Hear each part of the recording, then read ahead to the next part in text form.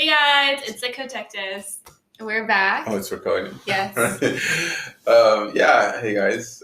It's your boy Chooks. Sherry.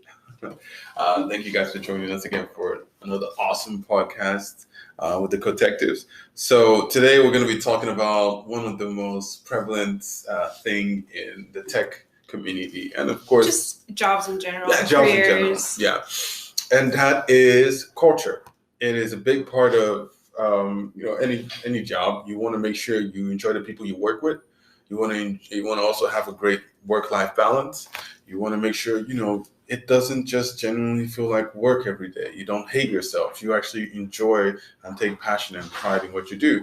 Right. So you also want to make sure that you feel valued as an employee and not just another asset or tool. Yeah, exactly. So yeah, it's important to vet out the culture from the employer during the interview process. So we're going to share some of tips and tricks to kind of make sure you get the right culture. You make sure to vet out the employer that you're getting hired onto or the job. Yeah. That it's the right culture fit for you. Yeah. So we do have some of the points we want to talk about. So the first thing we're going to start it off, and I'm going to ask Sherry a question. So what exactly does good culture look like to you? What exactly do you think good culture is, Yeah, so good culture right off the board is making sure that the company is very transparent. Transparency is so important from top to bottom to top, up, down, sideways, whatever ways you want to look at it. It really starts at the CEO, director, upper management level, and having good leadership is so important because it directs the way that the company goes towards. So you want to make sure that, during the interview process, you'll probably be speaking with someone who is upper management, and they will give you the lowdown on their vision, on what the company, you could ask the question, where do you see the company in the next 5 years? What are some of the goals and some of the accomplishments that you are trying to work on or get to? Yeah, honestly, when it comes to good culture, of course, what's the simplest thing is as long as they're providing free food, that's usually a great culture to me. But of course, it's not. Okay, it's not simply just free food. Huh? I've had companies worked with companies who provided a lot of free food. Yeah, but I would say the culture wasn't that great. I don't know what you're talking about. First off, they're providing they're providing free donuts every morning. That's great culture to me, and I don't need anything else. No. Of course, that's not just the case, but a lot of people do. A lot of people do consider that as part of good culture, and there's nothing wrong with that. Yeah, free food is great. Just the fact that they care. Come on, don't let donuts win you over. Don't let a box of donuts win you over. Yeah, of course not, but it sure as hell helps. Sometimes it could be a facade, though. I don't know what you're talking about. They can be a facade. They can get you like, oh, yeah, we have great culture. We have a dozen boxes of donuts every Friday. Imagine being at an interview and they extend an offer and the pay is so low. And then they're like, but we have great culture and free donuts every Friday. We have donuts. And no dress code. But it's really about work-life balance. I feel like one of the biggest things about good culture is trust. That's honestly it for me. Do they trust you enough to let you go on your own and get your work done? And what I mean, do they trust you enough to give you that flexibility to work from home? Or if you're running late, say, hey, I'm not gonna come in at 9 a.m. today. I'm gonna come in at 10, and then I'll push my hours, and I'll still get my work done. Do they allow you to, peer-to-peer work with your peers and learn from them? Is there a social aspect to that? Because again, I know some developers do not like the social aspect, but some people do. But just giving you the chance and opportunity to work with other people and talk to your boss and really shout out your concerns and just enjoy other people's presence. That to me, of course, is great culture, and and that also stems from when they trust you and treat you like an adult rather than just so that trust and respect will go hand in hand. Yeah, but I don't know. Sherry was saying that we shouldn't call out companies that I don't have great culture, but I think it's fine. Sure, I don't care. I'll burn all the bridges. But I will like to say there's a lot of these big companies. You can name Google, yeah, you can name Google and all these big companies, and they have great culture. They spend a lot of money on their culture because it's also to their benefit. I mean, you know, training and developing a developer and having them become this world class developer only for them to just leave and join another company. It's not something a lot of companies want to do because that hurts them, it hurts their bottom line. So they really try to get you to stay.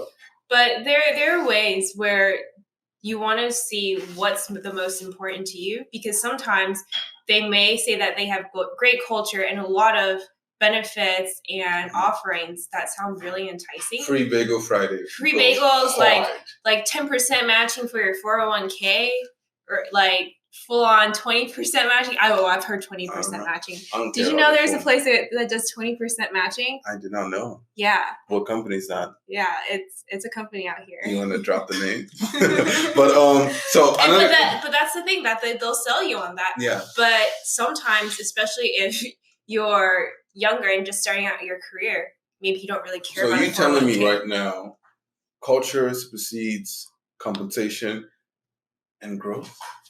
Hot take. Oh, hot take, huh? Yes, hot take. Indeed. Yeah. So what do you think? Would you what do you prefer? Is it growth, compensation? What's the other one? I know there's another. Oh, technology. Growth, compensation, technology. And maybe you're missing some, because I feel like culture. I mean, look, I think it's what I can remember now. So let's just go with those. Yeah. So it's either culture, growth, technology, or compensation. Which one do you think is paramount? Maybe culture, because that encompasses a lot of things. I think so too. And says a lot about how a company operates. Mm-hmm. Right? Yeah. But when you say culture, because a lot of people can say culture and list out the things that they value, but they don't really exemplify it through their actions. Yeah. That's also a thing. But no, I'm talking about someone who like states that their culture is this and does these things to make sure that their culture reflects that. That's what I mean by good culture. Good culture. Yeah, I would say culture probably would also be my top. And because no matter what technology you're using, maybe there's not much growth. Because sometimes it's just in the moment, and maybe that position there is something to learn at that specific moment, but there's no growth. If you have a great experience, it would be because they kind of encompasses using the right technology tools, the right leadership, right innovation. So when you overall have great culture, what should also come along is good leadership, right? Good growth, a lot of growth, a lot of innovation happening. Yeah. And what are the other ones that you listed? I mean, compensation. The compensation technology. And here's the thing. I think be matched and on par to the market. Yeah, at the end of the day, it's really balanced, right? You can probably find a place with great culture and they're not paying that much. And please don't ever be shy on, realizing that this place pays very little and letting them know. Like if you're ever in a situation where you really love the position, but you don't want to say, hey, it's money, say it.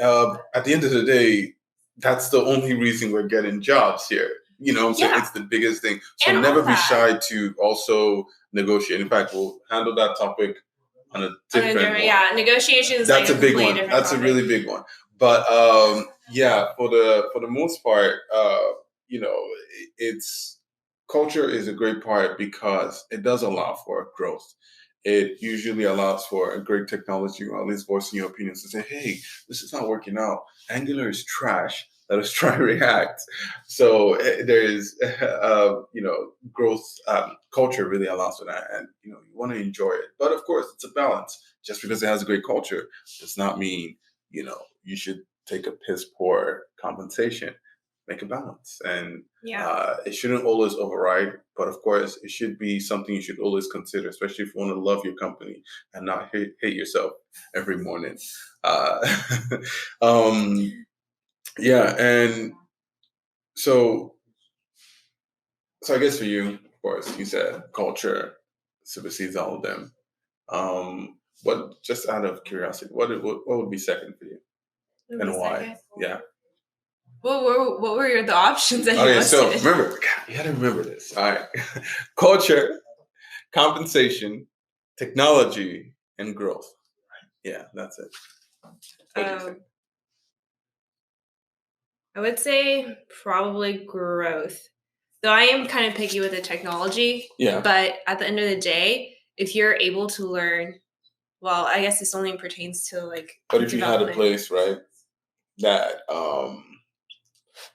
basically you guys went to work and your boss like wore silly ties and he had all these cool references and you know they give you free candy every day. Free candy. And like there was free food. Sometimes and then you got to play video games, and then or sometimes you got to have mid-afternoon volleyball. I don't know, it's crazy stuff. But they're using handlebars. Oh my gosh, that has definitely been a conversation. They're using handlebars. But the reason why handlebars was being used was because they were using a different framework that used handlebars for templating. And yeah, so all this is just really balance and whatever people. Yeah, that would not fly with me. I don't want to work with handlebars. But the thing is that you said growth. So how would there be growth if they're using handlebars? What you mean? They can still be growing in handlebars. There's still libraries being maintained for handlebars. You can work with handlebars. You can build out. Home Depot was built out on handlebars before until they changed. Yeah. No, mustache. So a lot of handlebars. Right. Mustache. Mustache. Speaking of mustache, welcome to our sponsor.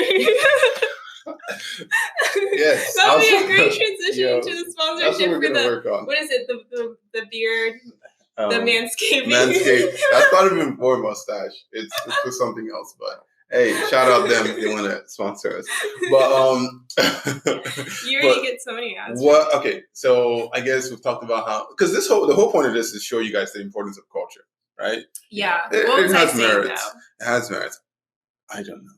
No, on that. Yeah. Sometimes you can have a lot of growth, but you might be working with outdated technology or what's it called? When they have old code. What is that? Legacy code. Legacy code. There you go. Sometimes they might have legacy code, but there's a lot of growth. There could be a lot of growth because you're just transitioning. Yeah. And that means you have to do a lot of refactoring and transitioning probably like another language or library into a new one. And that can be really annoying and tedious. Just not fun work, unlike something that's completely greenfield and you get to build something from scratch and learn the entire ecosystem. All right. So I would say, in that case, technology. Yeah. Let's pivot. Now we're gonna talk terrible culture. Now, whatever your personal experiences, lay it all out. You don't have to call any companies out. Call them out. But look, I might call them out. But let's talk about it. How did that affect you? And I personally think there's a business incentive for having a good culture, especially if you want to keep your developers, if you want them to work at their maximum or at least their best. Having a good culture helps significantly. I think there's actually a job. I can't remember what the job is, but I think it's you hire someone to come to a company and they're meant to actually improve the culture. Yeah. I don't know the title, but they're meant to improve how they work together and everything. It's like they spend a lot of money on that. It's like a CRS. I mean, even culture, social responsibility, CSR, culture and social responsibility. And it's not a new thing because again, in older companies, back then when tech was not that hot, they always did all these exercises of trust fall and all these things because they wanted to improve peer-to-peer working conditions. But with the whole COVID situation, actually none of that is happening. What do you mean? Where you don't have workshops anymore or trust falls because no one's touching. I really think though, even outside of this whole remote, that culture has even become even stronger because they still want to make you feel part of something. They do. They still. The thing is, like, if you joined before it started, you would still feel a part of it because then you would have formed your connections. Yeah. And like your relationships. But I think, and for anyone who's just joining, it could be hard, especially when you don't get to see them face to face. A lot of people don't even show their faces on when camera. you think, well, the thing is, yeah, that's very true. But even when I was working in a certain place and then COVID hit and then we had to move, I talked to them. The people I talked to every day, I stopped talking to them. There was no need. I mean, I hadn't built that bond yet. I was still fairly new, but it's not surprising to see that, you're working somewhere and then you realize I don't have to talk to Janet. I barely even like Janet. I only talked to her because there was no one else to talk to. I love Janet. but that's the idea is, even during the remote, I do hear about people where the bosses will, pull pranks on them or he would change the background. Or I remember I was speaking with this guy and they had a costume contest where everyone wore their costumes on the webcam. It was kind of cool. And one of them went in as the whole family came in as what is it called? It was a Nintendo Switch game. I can't remember. Oh, Splatoon. Splatoon. I know you probably don't know it, but yeah, the whole family went to Splatoon and they didn't win, but it was kind of fun. And even despite it being remote, they still did that. So, but yeah, I still think it has a lot of merits, especially when they're further away and you can't really interact with them. You really have to try. You really have to say, "Hey, how's it going?" And, that's good. So that means the company probably has a dedicated budget for those things. Oh, all companies do. Most companies, I can't say all, but most companies definitely do. They definitely allocate a certain amount to outings, free lunch, free dinner, all this nonsense. Yeah. I said nonsense, but all these things for their employees. But either way, we're going off topic. What, so tell me about some bad experiences. Lay it out. Bad experiences. I know you have bad experiences because she's complaining quite a bit. So about a certain place, we're not gonna name the name, but just tell me, what exactly did you not like? Personal experiences of bad culture. Yeah. So especially when you're working with people, you want to make sure you don't feel that you're being blocked somehow. Like you're not given the right information or the right resources to succeed at what you do, or even push the boundaries and do more than what's expected, and to contribute in some sort of way. But in terms of speaking of bad culture, I don't even want to talk about this topic. No, you have to talk about it. Oh my goodness. Yeah, I mean, I guess if you don't want to talk about it. So I guess when you're speaking in development teams, there usually is a right way to do things and a not so great way to do things. And what has seemed to work is when there is a lot of collaboration involved, and when... I'm sorry, no, go ahead. Oh my gosh, I'm really talking about this. When there's collaboration involved and it's more that you actually enjoy working there. Sometimes you end up going into a company that is very backwards in their culture and in how they practice things, right? It's just outdated. They're doing things in a very inefficient way. And when it comes to that, it's more, if you're stuck in that situation, it's more of, you should kind of address it and bring it to the right person to make those changes and suggest solutions for it. Because at the end of the day, they're probably going to work with you. And if they're not, then it's a sign that this is not the right place for you to be, right? And that's when you're going to say, see you later. I've had some terrible experiences with culture. I remember this one place I worked at, literally on our stand-up meetings, you might not even have stand-up meetings. You have the tech lead, you have all these other people, and they're yelling at each other. Of course, you can argue maybe that's just how it is. These how these people are. I remember. But there's this idea that permeates that there's very little respect for each other. Very little acknowledgement of how much people are putting their time and work into things. So people just yell, and it's terrible and it's toxic. And I refuse to speak on these things except specifically asked or I have something to do. I did not want to interact with anyone on any other level than just, hey, reporting my work, letting them know if I had any blockers or anything like that. So it really cultivated this culture of just toxicity, and like it was bad. I'm not gonna name out the company just in case Loki want to sponsor us, and we've been like, hey, but as for productivity, it really hurt people's productivity. I remember this guy. I remember helping this guy, and he was so concerned because he didn't know it was such a simple mistake, but he didn't want to go to anyone else. Not that he even came to me. It was just we kind of ran over it. We had something else we're working on, and then we fixed that issue. He didn't want to come to our tech lead or anyone else because the second he does, the tech lead does this thing where he or she would say, I've explained this for hours, or he'll blame someone. He'll say, I've explained this for hours, for all hours yesterday, and you were not paying attention, all these things, even though, sometimes, yeah, you might be listening, but you still forget something or you want clarification. And it's not like, someone is asking you to run down the whole thing. It's just like, oh, do you want me to make this PR today or tomorrow? Is this for this sprint or next sprint? So it was just like everyone was just frustrated on edge. And that was due to the management. The management would give us a short time or short notice or ask for unreasonable things. Reasonable, I don't know, but there was just a mess. No one was listening to each other. Management was not listening to developers. Developers are not, really listening either, and it was a mess. So it was not a fun place to work. But but it is what it is. Honestly, yeah, sometimes it might just be one person though. Yeah, and if it happens to be that one person, you have to work with them. Yeah.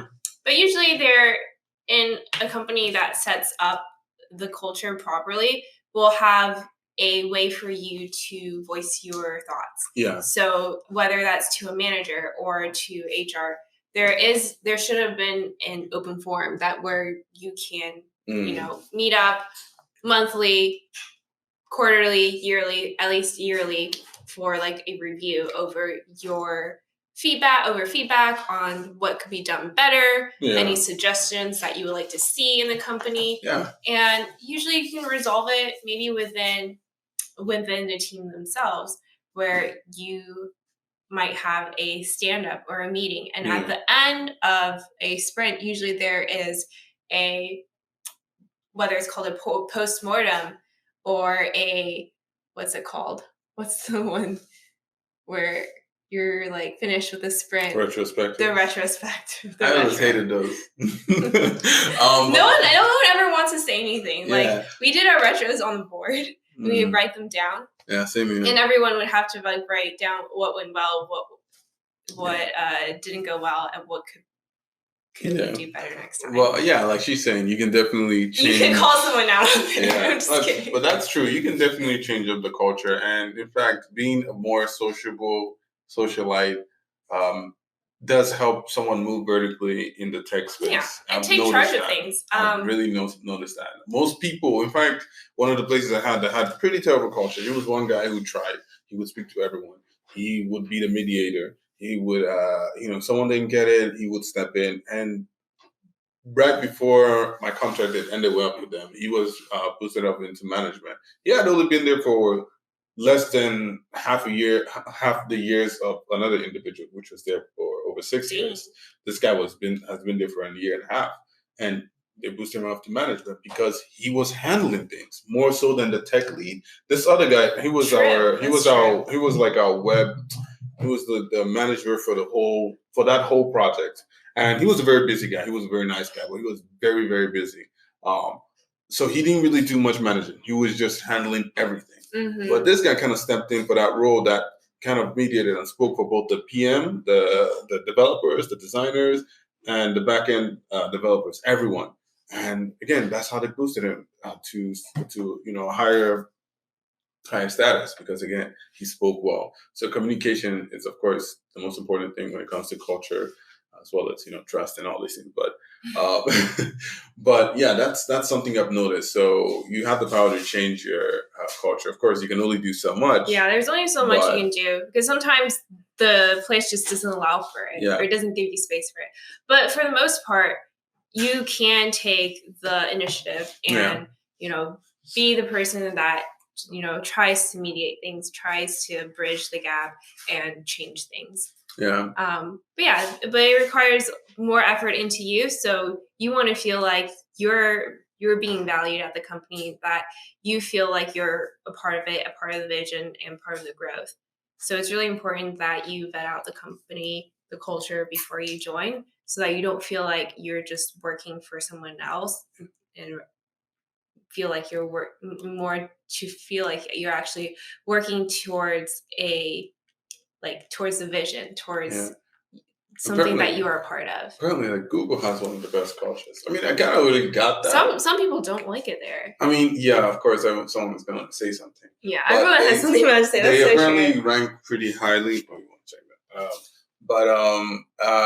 Yeah, they have pretty high culture. I know HubSpot has great culture. Yeah, apparently, I'm mad because I had an interview. I had an interview with them too. You did? Yeah. Oh man, but the algorithm was hard. I didn't study. I really studied for algorithms just because I don't know, some of those things are just kind of like a guessing game. I try to run through my more common formulas and things, but there's not. You just gotta know the tools. I don't know, it's tough, but yeah, they have great culture. I know all these big tech companies, they tend to focus on culture. I've noticed if it's a tech company first, great culture. If it's a different kind of company first, like a financial company, then a tech sector,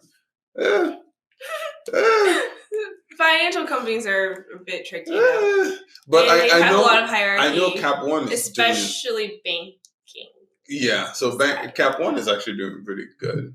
Yeah. I heard. Yeah, I'm hearing that. Although it's unfortunate, it's really unfortunate, but they're using Angular. So, I mean, come on. I feel the same way, actually. Yeah, I'm sorry. I don't care if y'all are giving free popsicles. We know people who work at Capital One, and they try to get us to join. But they use Angular. Like, that is the only reason. They've spoken to me. I'm just like, use Angular, though.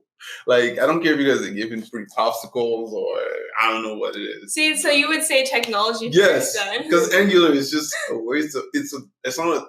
No, I can't learn Angular. Try Ember. Yeah, I wonder how Svelte is gonna do. I feel like it's better than Ember. Yeah, that's most likely. This is most definitely. But because you have to be aware of how this technology evolves. Because sometimes, say, what was it, COBOL? It's like no longer existing. Oh. Do you think culture is tied to languages? Do you think like more software?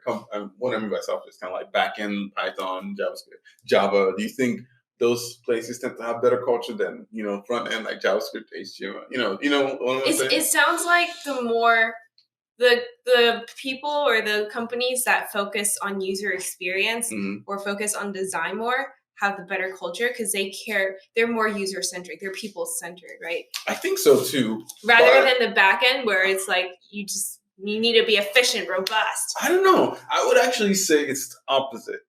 And I would say that when your work is like really algorithmic, really tough, really you need to just focus on your work, they try to really put a good surrounding around. You know what I'm saying? Like, because Google, if most often than not, if you're working at Google, most likely you're going to be working with the Golangs and the Java and all these, I guess big boy languages. But in that situation, they want to make sure it's you feel comfortable, and then you work with other companies. Not that I'm saying that there's really any difference. Most companies, I'm just saying like I feel like if you're working in a group or a sector where you're using a lot of these back-end languages or all of these, you're really dealing with algorithms and nothing really too sexy, they tend to kind of make things look sexy elsewhere. I don't know if you know what I'm trying to say, but I don't know. But because again, Google has more. What I'm trying to say is that it's not about like the front end or the back end. It's more about how they design the product. Yeah. So if the product is designed to be more focused on the user and more experience, like user experience focused, then I feel like they focus on better culture because like they want to practice what they preach and what they build, right? That makes sense. Yeah. So I mean that's going to be also integrated on the back end as well. Yeah. I was just looking, but I was gonna talk about like how different companies have different cultures, and I was talking about like more consulting firms or tech companies and all this stuff, but we don't really have that much time. Part 2 coming Yeah, up. yeah, but definitely part 2. In fact, we're gonna kind of go through, if we get a chance, we're gonna talk about all these things, especially just getting your first job, your interview, and what you should be looking out for. So yeah, definitely stay tuned for all of that. Yeah. And yeah, Yes. I mean, part of the interview process is vetting for culture, yeah. and then there is the technical part. Oh my God, yes, I'm sorry. That's a big part. A lot of interviews vet for culture. We forgot to talk about that, but that's so true. Your beer test thing. Oh my God, yeah, the beer test. We kind of talked about it on the last one, so we can probably add it in together. Maybe. All right. Yeah. Okay. All right, I think we're almost out. Well, thank you guys for tuning in. We'll catch you on the next episode. All right, thanks guys. Bye. Bye.